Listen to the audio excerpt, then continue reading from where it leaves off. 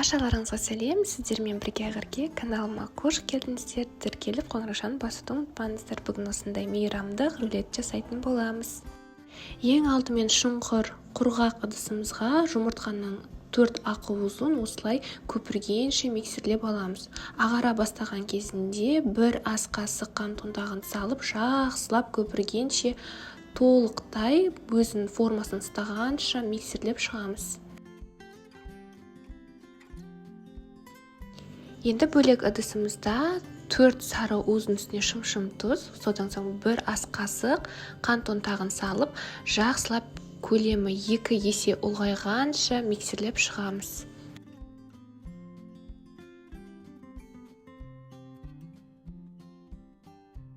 Осымен сары уыздық массамыз дайын болды. Енді 2 массаны біріктіретін боламыз. Ол үшін ақуызымыздың үстіне осылай сары уызымызды құйып,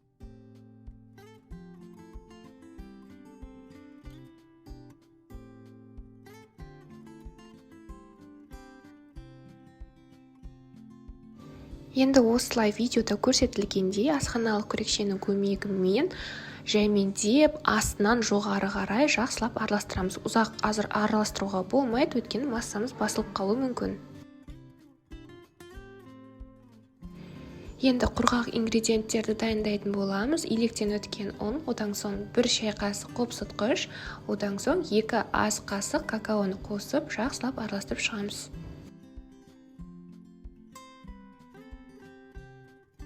Енді жаңағы жұмыртқалық массамыз үстіне осылай құрғақ ингредиенттерімізді салып, асханалық күрекшенің көмегімен астынан жоғары қарай араластырып шығамыз біркелкі болғанша.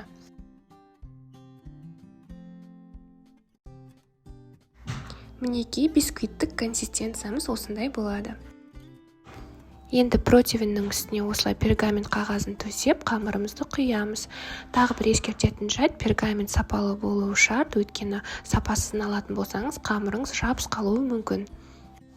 Енді қамырымызды осылай асханалық күрекшенің көмегімен жайып шығамыз. Менде табамның размері 30-40.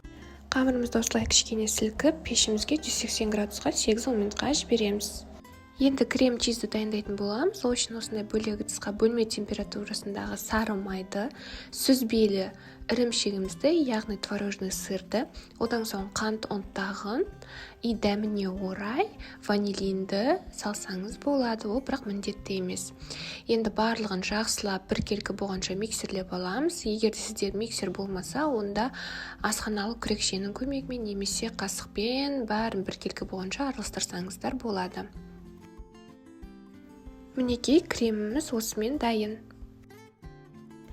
Енді бисквитіміз пісіп дайын болып шықты. Жұмыс орнымызға осылай майлықты төсеп, видеодағыдай осылай формадан алынған бисквитімізді төмен қарай түсіріп, пергаментін жәймендеп алып шығамыз.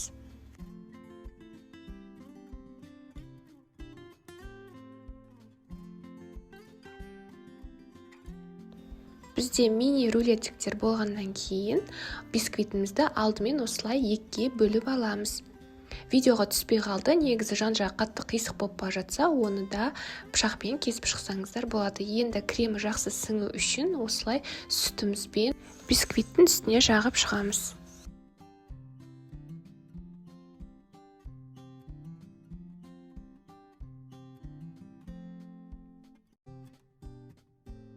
Енді осы видеода көрсетілгендей майлықтың көмегімен формасы әдемі болып шығу үшін бисквитімізді орап шығамыз. Әдемілеп үстінен осылай басыңқырап шықсаңыздар болады.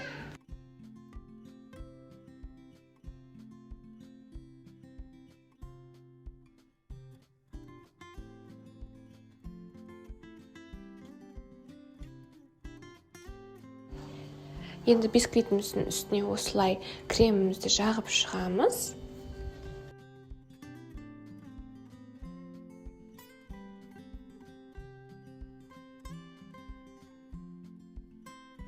Осылай жақсылап қысыңқырап орап, 2 рулетімізді де орап болғаннан соң мұздатқышқа 10 минутқа кремі сіңу үшін жібереміз. Мінекей енді рулеттеріміз дайын болды. Ұзын рулетімізді осылай 2-ге бөлеміз пышақтың көмегімен. Рулеттеріміз өте ерекше, әдемі әрі дәмді болып шығады. Осылай сәндеу өздеріңіздің қалауларыңыз бойынша. Менде жаңағы крем чиз қалған, содан екі форматта сәндедім. Қыстық атмосфераны сезіну үшін осылай ұзынша және жұлдызша етіп үстінен жағып шықтым. Негізі осы рулетімізді сәндеп әрлеу өзіңіздің фантазияңызға орай жасасаңыз болады. Толықтай қыстың атмосферасын беру үшін осылай кремнің үстінен жеміс жидектермен және де шышаның бұтақтарымен осылай әдемілеп сәндеп шықтым. Осымен рулеттеріміз дайын. Астарыңыз дәмді болсын. Каналыма тіркелуді ұмытпаңыздар.